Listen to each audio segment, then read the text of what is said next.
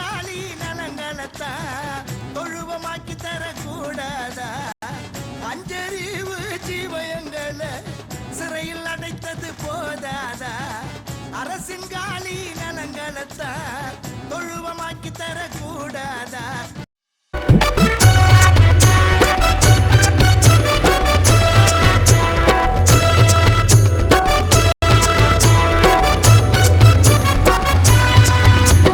மாடு வளர்க்கும் தொழில் ஒன்றும் புதுசு இல்லடா, எங்க பாட்டனுக்கு முப்பாட்ட செஞ்ச தொழிலடா.